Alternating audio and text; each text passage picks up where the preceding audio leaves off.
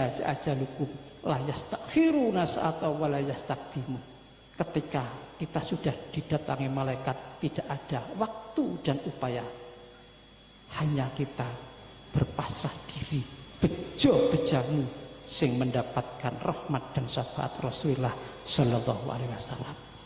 Apa hikmah dan keutamaan, kelebihan dari sholawat wahidah itu? Mungkin kita bertanya-tanya dalam hati kita, ya Pak ya, ya Bu ya.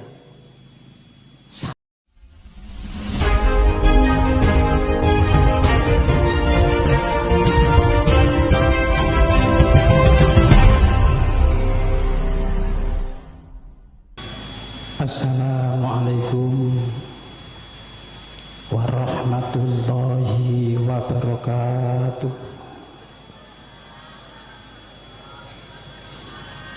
Alhamdulillahilladzi sholatu wassalam alaika wal ali ya khairul anam. Rabbun karim wa anta dzu khulqin azim. Fashfa' lana indal karim. Ya ayyuhal ghausyu salamullah alaika rabbini biiznillah. Wandur ilayya sayyidi binadrah musilati lil hadratil aliyah, amma ba'd. Hadratal muhtaramin, para alim, para ahbabillah, para romo-romo yai, khususnya beliau Romo Yai Sholihuddin Mahfud, para bapak-bapak yai, bapak ustadz yang dirahmati Allah, yang selalu kita hormati. Yang terhormat para jajaran pengurus penyiar sholawat wahidiyah pusat Jombang, wilayah, daerah, wilayah, cabang daerah beserta imam-imam jamaah, khususnya pengurus penyiar sholawat wahidiyah cabang Kota Pati beserta staf-stafnya yang dirahmati Allah dan yang selalu kita hormati. Yang terhormat para bapak-bapak pejabat sipil maupun non sipil dari tingkat pusat sampai bawah, terutama dari beliau Bapak Bupati Pati atau wakilnya, Bapak Polisi, Bapak Dan Ramil, Bapak Lurah beserta staf-stafnya yang selalu dirahmati Allah dan yang selalu kita taati. Hadirin hadirat mujahidin wa mujahidat yang dirahmati Allah dan yang selalu kita hormati. Untuk memanfaatkan waktu, ucapan tahmid sholawat salam kepada Rasulullah Sallallahu Alaihi Wasallam beserta para auliaillah min awalihim bil akhirihim, khususnya beliau wasyihada zaman radhiyallahu anhu, saya makmum kepada beliau-beliau yang telah menjalankan tugasnya terlebih dahulu. Hadirin hadirat yang dimuliakan Allah, perlu kita maklumi, perlu kita ketahui dan sudah kita maklumi bahwa setiap Allah mengudratkan sesuatu yang ada di dunia ini khususnya pasti berhubungan dengan waktu dan tempat. Untuk itu mari kita syukuri bersama bahwa pada saat ini dan tempat ini kita diberikan kemampuan Allah, dikudratkan Allah bisa berkumpul bersama untuk mengabdikan diri kepada Allah Subhanahu wa Ta'ala, beserta mengikuti jejak para nabi, jejak para rasul, dan jejak para wali-wali Allah, khususnya Wasyhada Zaman radhiyallahu anhu. Dengan demikian, maka apa yang kita dapat setelah kita bisa menjalankan ibadah yang sesuai dengan kriteria semacam itu? Untuk itu mari kita bersama-sama melihat janji Allah yang telah dicantumkan di dalam Al-Quran. Di situ disebutkan, ya ayyuhalladzina amanu ibtaghul wasilata wajahidu fi sabilihi la'allakum tuflihun. Hai orang-orang yang beriman, carilah engkau tawasul, atau orang-orang yang bisa menghantarkan kepada aku. Kalau engkau sudah mengetahui dan menemukan seperti itu, wajahidu fi sabilihi, maka ikutilah perjalanannya, ikutilah bimbingannya. Janji Allah, la'allakum tuflihun, sesungguhnya engkau akan mendapatkan kebahagiaan. Amin Allahumma amin. Kebahagiaan yang sempurna di akhirat, yaitu kebahagiaannya hati, kebahagiaannya jasad, dan kebahagiaan nanti di akhirat. Kebahagiaan hati ketika hati kita dipenuhi dengan rasa ikhlas dan penuh kasih sayang, hati akan bahagia, dibersihkan dari kotoran-kotoran hati. Kebahagiaan jasmani ketika jasmaniah kita sehat, banyak uangnya, lebih-lebih derajatnya muda terus Pak ya. Ini merupakan suatu kebahagiaan jasmani. Kebahagiaan di akhirat nanti, kita akan masuk di surganya Allah. Amin Allahumma amin. Hadirin hadirat yang berbahagia, mungkin kita bertanya, siapa sebenarnya kriteria-kriteria yang bisa menghantarkan, membawa kita semua ke hadirat Allah Subhanahu wa Ta'ala? Layaknya para nabi, tapi sekarang bukan zamannya nabi. Layaknya para rasul, tapi sekarang bukan zamannya rasul. Yang ketiga itu layaknya para wali-waliullah atau guru-guru rohani yang makrifat dan bijaksana. Itulah yang bisa menghantarkan kita usul di hadapan Allah Subhanahu wa Ta'ala. Alhamdulillah bagi pengamal selawat wahidiyah, beliau siapa orang-orang yang menjadi guru yang arif dan bijaksana, yang dianggap guru rohani yang arif dan bijaksana? Pastinya beliau sahibul ijazah sholawat wahidiyah atau mu'alif sholawat wahidiyah, yaitu Asyikh Al-Habib Romo Yai Abdul Majid Ma'ruf. Kenapa pengamal sholawat Wahidiyah bisa meyakini bahwa beliau adalah seorang guru kita?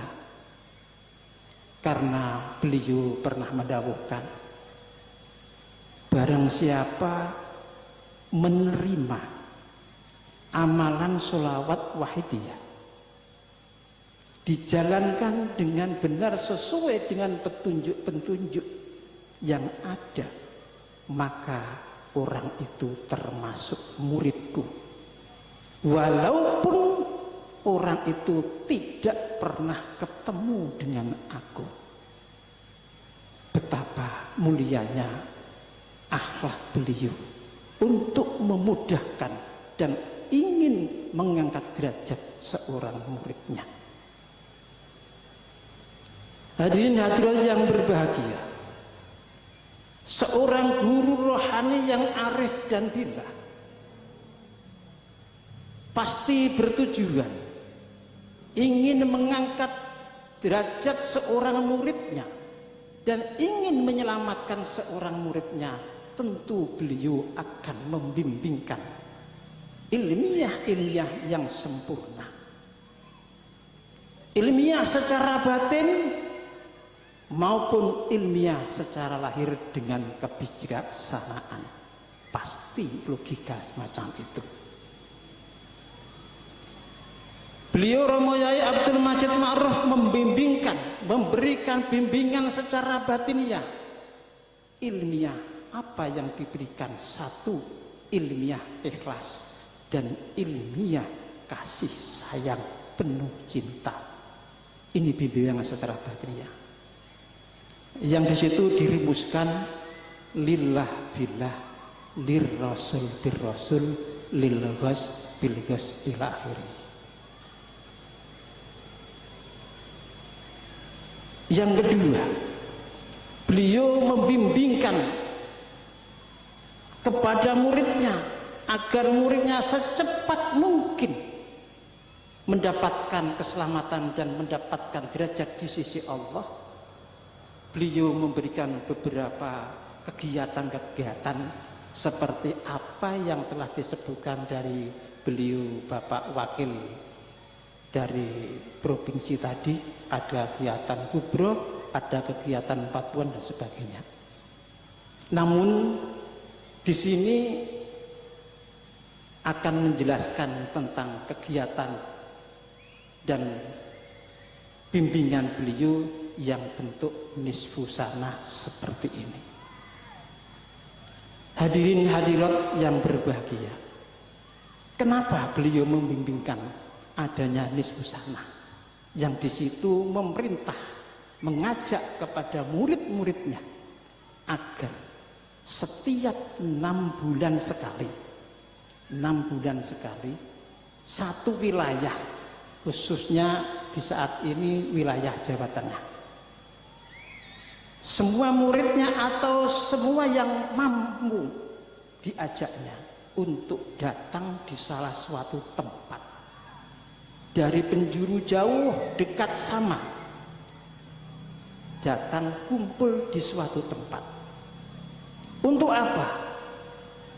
Untuk bersama-sama mengabdikan diri kepada Allah, memohon kepada Allah, memberikan kasih sayang kepada semua makhluk, yaitu memohonkan kepada Allah agar semua makhluk yang ada di dunia pertama mendapatkan ampunan dari Allah, tidak pandang bulu, dari ras, dari suku, tidak pandang bulu. Ini program beliau. Pertama, dimohonkan ampun kepada Allah dari seluruh alam, khususnya pribadi kita, keluarga kita, dan negara kita. Yang kedua, dimohonkan rahmat dan ridhonya Allah agar diberikan kekuatan lahir dan batin iman Islam yang sempurna, dan diberikan umur yang berkah, rezeki yang berkah.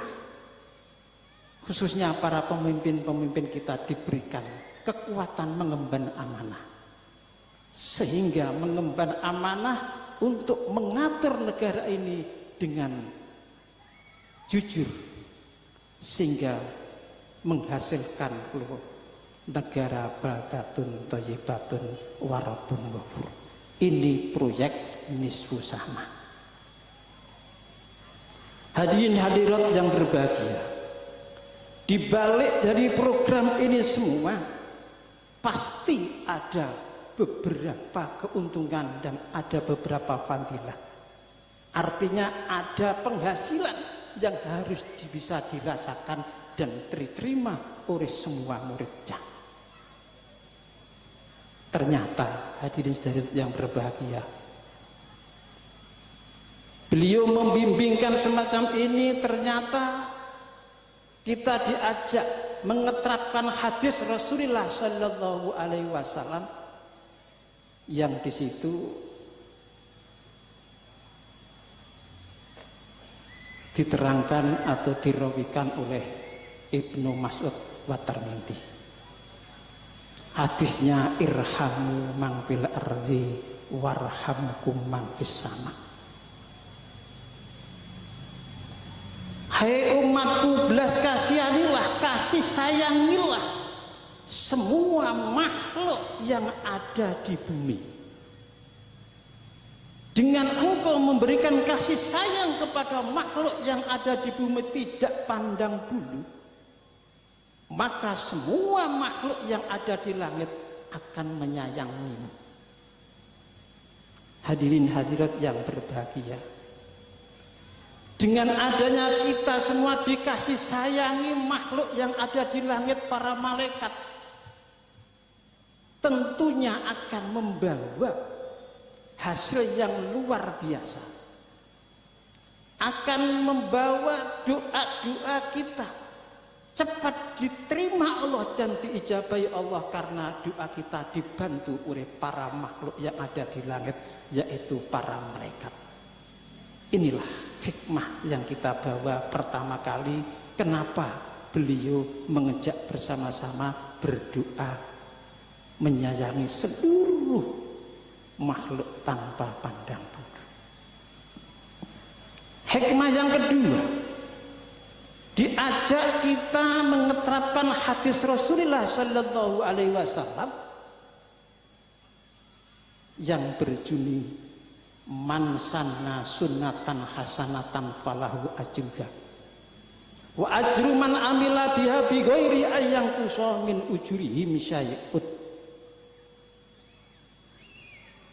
Barang siapa di situ memberikan kebaikan kepada orang lain atau makhluk lain tanpa pandang bulu, berupa kebahagiaan dan sebagainya, dan orang itu menerimanya dan mau memanfaatkannya, maka orang yang memberi itu akan mendapatkan bagian, mendapatkan hasilnya dari orang-orang yang menerima kebahagiaan itu atau menerima sesuatu yang dimanfaatkan itu tanpa menguranginya.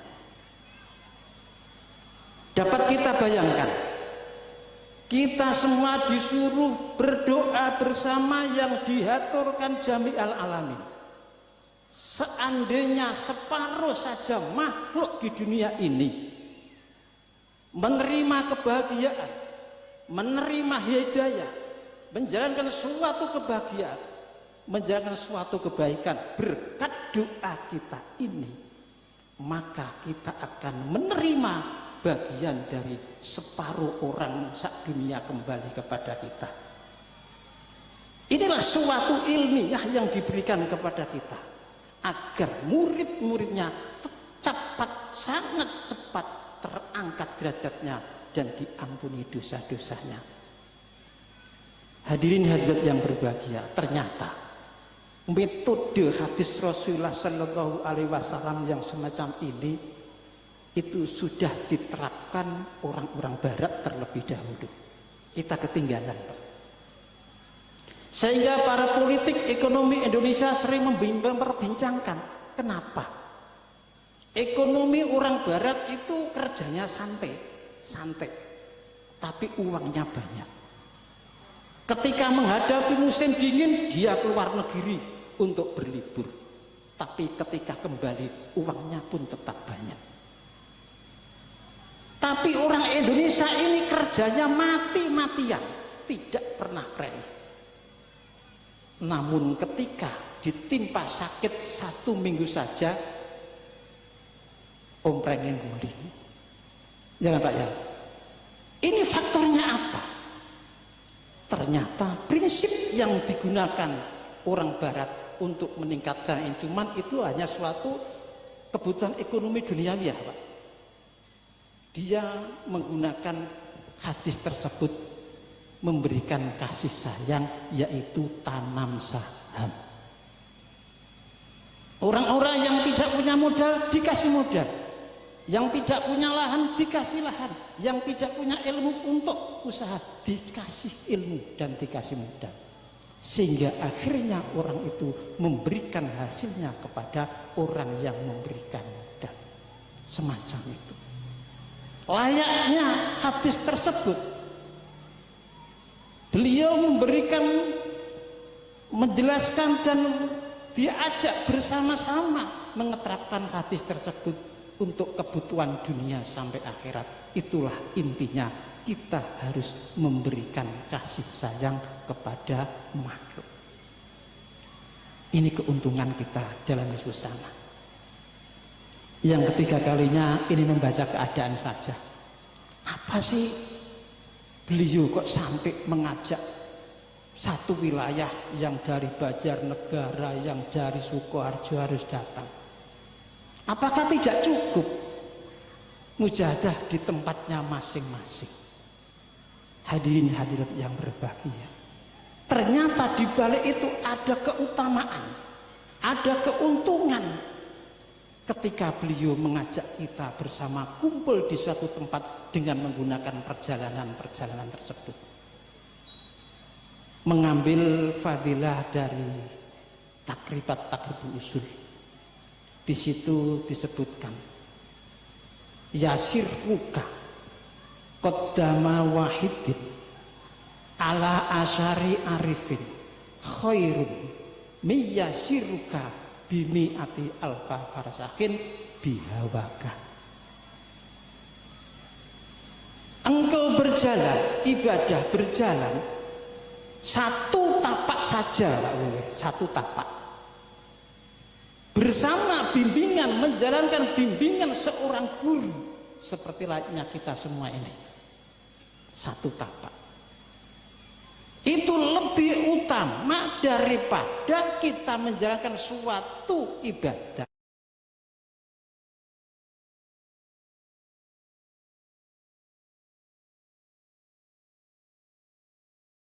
satu tapak dengan bimbingan seorang guru. Itulah untungnya kita punya guru. Padahal kalau kita hayati saudaraku yang berbahagia, urusan satu pos, kalau pos di akhirat yaumal hisab, satu pos itu perjalanan 1000 tahun.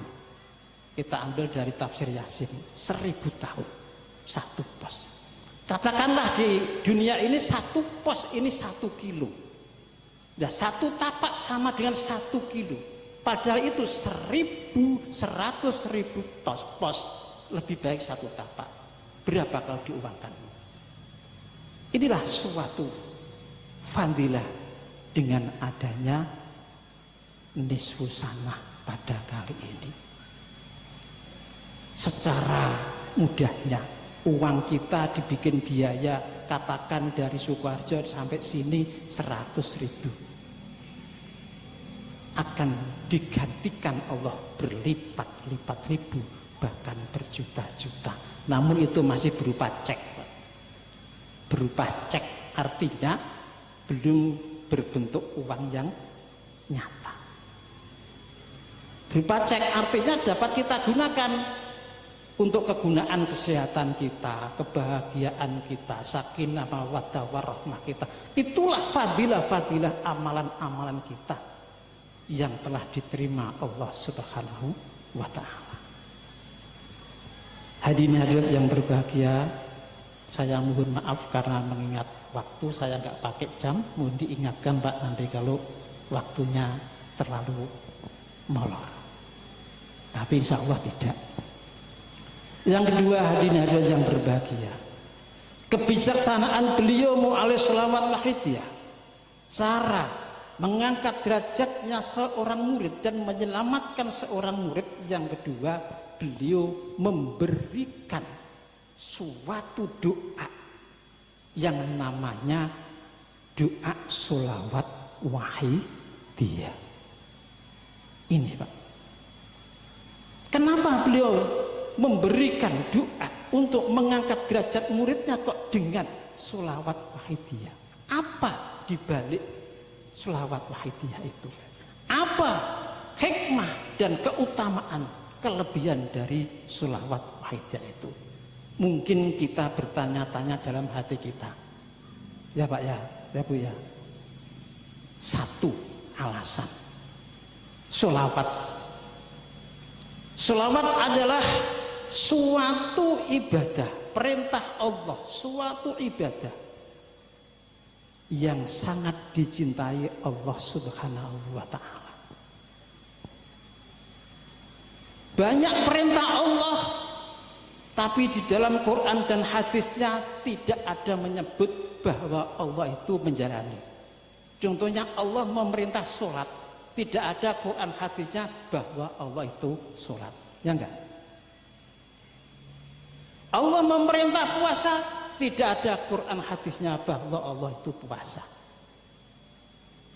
Namun ketika Allah memerintah membaca sholawat kepada malaikat dan kepada orang-orang mukmin, Allah membaca sholawat seperti yang dijelaskan di dalam Al-Quran. Innallaha wa malaikatahu yusholluna 'alan nabi ya ayyuhalladzina amanu shollu 'alaihi wa sallimu taslima.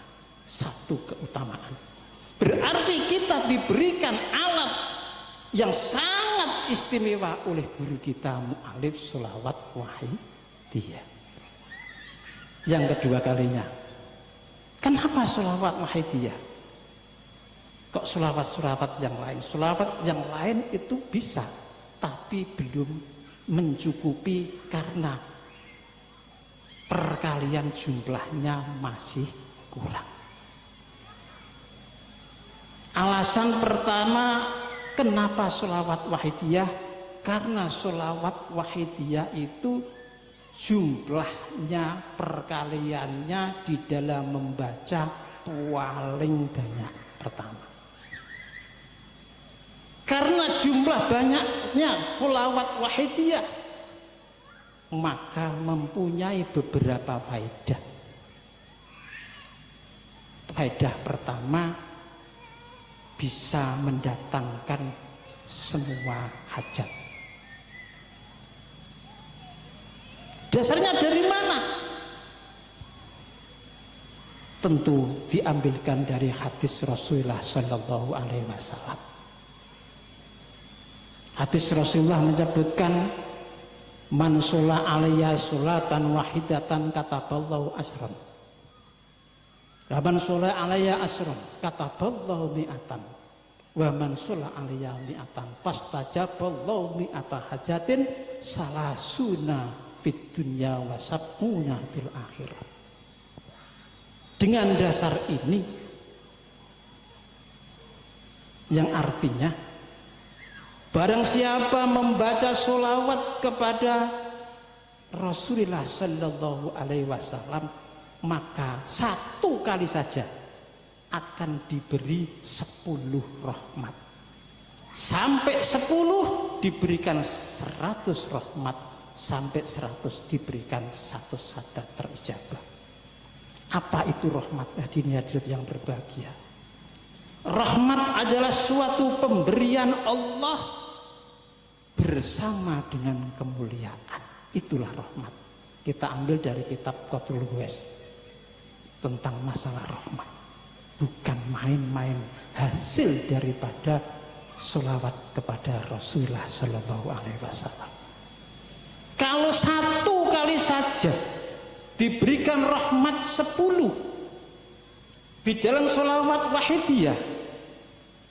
Jumlah perkaliannya membaca sholawat, saya ambil intinya saja, fi kulli lamhati wa nafasin bi adadi maklumatillahi wa fuyudati wa amdati.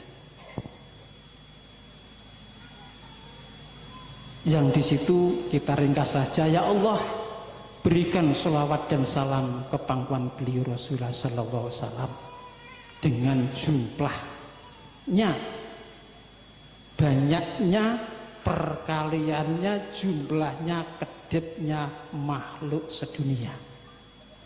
Makhluk, kedipnya mata makhluk. Dapat kita bayangkan berapa ribu kedip makhluknya Allah satu hari, dikalikan 10 rahmatnya Allah tersebut. Bukan itu saja perkalian dari jumlah sholawat wahidiyah. Wa nafasin, ya Allah berikan rahmat dan salam kepada beliau Rasulullah SAW sebanyak jumlahnya napas makhluk sedunia. Napas kita satu hari satu malam berapa napas, tarik bawah, tarik ke atas, kali 10 rahmatnya Allah.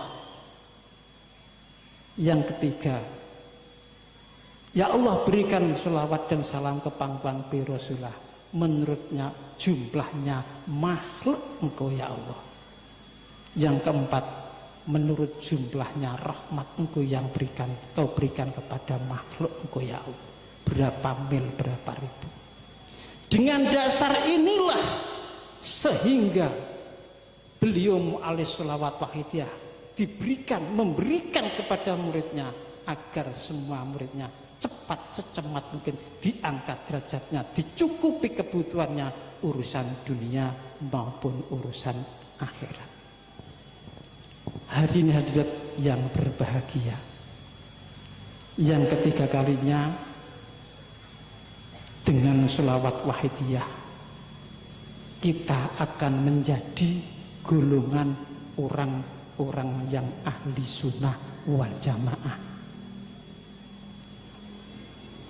Ahli sunnah, golongan ahli sunnah wal jamaah adalah suatu golongan yang didambakan Rasulullah Sallallahu Alaihi Wasallam, yang akan digadang-gadang masuk surga bersama Rasulullah Sallallahu Alaihi Wasallam. Hal ini diambil dari keterangan di dalam kitab Irsyadul Ibad halaman 61. Wa alamatu ahli sunnah wal jamaah aksaru sholata ala nabi sallallahu alaihi wasallam. Termasuk alamatnya ahli sunnah wal jamaah adalah orang yang banyak membaca sholawat kepada Rasulullah sallallahu alaihi wasallam. Hadirin hadirat yang berbahagia, sudah kita pahami berapa jumlah perkalian banyaknya sholawat wahidiyah. Untuk itu saudara-saudaraku yang berbahagia, mari kita bersama-sama memanfaatkan waktu dan memanfaatkan tempat. Mari kita bersama-sama, jangan sampai kita melengahkan waktu dan tempat. Mari pertama kita terbangkan kasih sayang kebaikan kepada semua makhluk. Dan mari kita kaji dan kita dalami atas bimbingan beliau mu'alis sholawat wahidiyah agar kita secepat mungkin tertolong.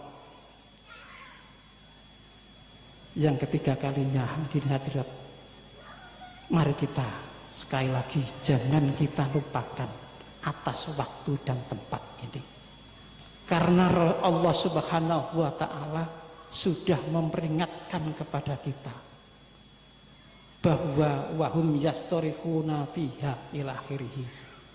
Kita ringkas saja bahwa besok di yaumal akhir banyak orang yang getun, susah, menjerit kepada Allah, memohon kepada Allah agar waktu dikembalikan ke dunia lagi, tempat dikembalikan ke dunia lagi.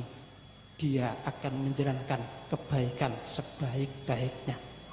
Ini permintaan di yaumul akhir. Tapi apa jawaban Allah? Hai manusia, apakah aku belum memberikan waktu yang panjang untuk hidupmu di dunia? Apakah aku tidak membuat utusan, mengutus utusan untuk memperingatkan kamu di dunia? Disuruh berbuat baik dan bersuruh beribadah.